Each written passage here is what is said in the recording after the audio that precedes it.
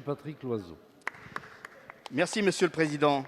Ma question s'adresse à Madame Roselyne Bachelot, ministre de la Culture, et concerne la situation des intermittents du spectacle.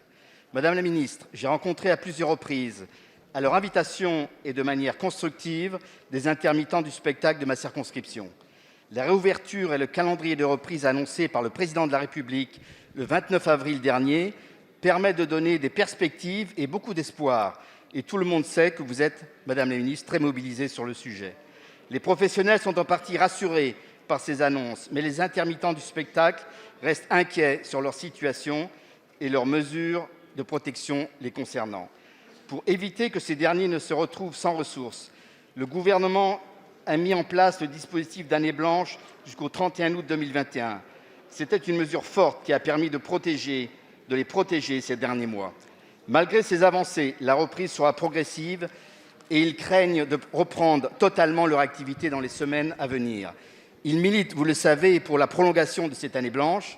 Vous avez initié avec la ministre Élisabeth Borne une concertation sur ce sujet. L'annulation des festivals et autres saisons culturelles des stations balnéaires a représenté, je pense, au secteur si particulier des sous-traitants en son et lumière, une perte sèche de 80% du chiffre d'affaires.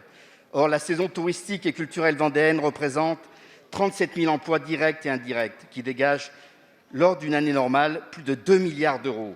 Madame la ministre, alors qu'un espoir fort est maintenant permis sur la réouverture des lieux culturels et que tous ces professionnels vont pouvoir reprendre une activité, pouvez-vous nous préciser les mesures qui seront effectives et rassurer les intermittents du spectacle quant au maintien des dispositifs de protection et de soutien? Quel accompagnement le gouvernement peut déployer et veut déployer pour soutenir l'emploi artistique partout sur le territoire? Je vous remercie. Merci, monsieur le député. La parole est à Madame Roselyne Bachelot, ministre de la Culture. Monsieur le Président, Mesdames et Messieurs les députés, Monsieur le député Loiseau, nous nous réjouissons que les lieux de culture rouvrent maintenant dans une semaine. Vous l'avez dit, cette reprise sera progressive. Certains établissements décideront peut-être d'attendre la rentrée pour rouvrir. Il convient donc de protéger le système exceptionnel d'indemnisation du chômage qui couvre nos intermittents du spectacle, artistes et techniciens. Pour ça, nous avons confié une mission à André Goron, qui a fait un diagnostic et qui a proposé des solutions. Avec la ministre Élisabeth Borne, nous avons décidé de choisir le système de protection le plus élevé et qui garantit la période d'indemnisation la plus longue. Pour cela, je sais déjà que 75%, même si les lieux de culture n'avaient pas réouvert, 75% des intermittents ont recouvré leurs droits au 31 août.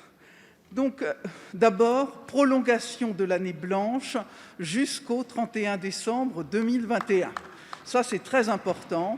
Et nous avons un certain nombre de filets de sécurité qui vont accompagner ceux qui pourraient échapper à cette indemnisation. Extension de la période d'affiliation, clause de rattrapage, modalités aménagées de l'APS, allocation de professionnalisation et de solidarité. Les intermittents du spectacle seront protégés toute l'année 2022. Nous assurons 16 mois de protection et d'indemnisation aux intermittents du spectacle grâce à ce double mécanisme.